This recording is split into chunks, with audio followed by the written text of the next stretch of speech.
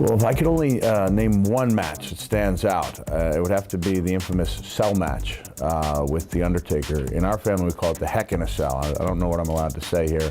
But I kind of resented being known only for that match for such a long time. But when people are still talking about something you did 15 years ago, 15 years after you did it, it's pretty reassuring and very gratifying to know that you made an impact on their lives. That was a tough one. You can only do that one once.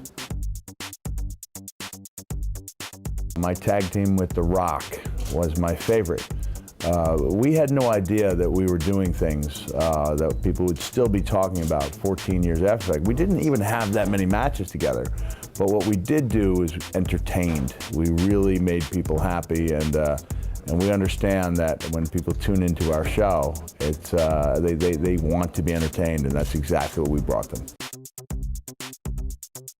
Those matches I had with Triple H at the end of my full-time career in 2000, and in the early 2000 were really intense, and both of us wanted to make statements. Me because my career was ending, and Triple H because he was finally getting a chance to be the top guy, and he had to be able to prove that he could do that. And I wanted to go out with a flourish, and so both of us achieved those goals, and we had some amazing matches. This is breaking news. It's actually Brie Bella. And I don't mean that in a romantic way. I mean, as someone who sees the world the same way that I do, yeah, they have a lot in common with. Isn't that crazy?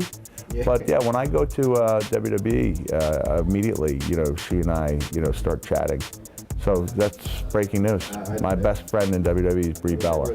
Yeah, there you go. Definitely not Dude Love. Maybe the latter-day Mankind, because he did make so many people, smile. No, none of my three personas will ever wrestle again. I'm officially done. 3 words, Tori Amos music. Yeah, she had a. For real? Yeah, I loved to listen. I would listen to her music before really tough matches, and one song in particular would motivate me and make me feel tougher and stronger and braver. So, and she knows that. She really appreciates that. Which song was it? It was called Winter. So yeah, you can check it out and you'll be like, wait, that's what Mick used to listen to? It's the most beautiful song in the world. You're looking at it. There's not a part that hasn't been injured. Yeah, I mean, I have teeth gone and I have an ear missing. I wrestled a very physical style, but I wasn't reckless. Like I did take some risks, and that ended up, presenting itself over the years, and knee injuries and back injuries. My joints are a little achy. But these were all things I knew would be, would come along. Yeah, I wasn't so naive that I thought, well, I'll just hurl my body off of this, platform onto a concrete floor for years, and there'll be no consequences. So I knew. I don't look that bad, though, do I? I don't think we'll see another Attitude Era. I love being part of the Attitude Era. I was probably the sexiest part of the Attitude Era. Dude Love. Yeah, Dude Love was very sexy. But as much as I loved it, there were times when I'd have to call home and tell my wife, okay, don't let the kids watch a certain thing that happens. So I believe that the current product has a better roster of superstars who are forced to be more creative. We still get every bit as intense. I take you see when CM Punk and Daniel Bryan go out there and they have their matches, it's every bit as intense as any of the hardcore matches ever were. It's just not as graphic or bloody, yeah. Honestly, I was thinking about this, and I actually have had far more failures in my life than I have had successes. But if you keep trying, you don't let other people tell you that you're a failure. You get to make that definite. You get to define what being a success is for yourself.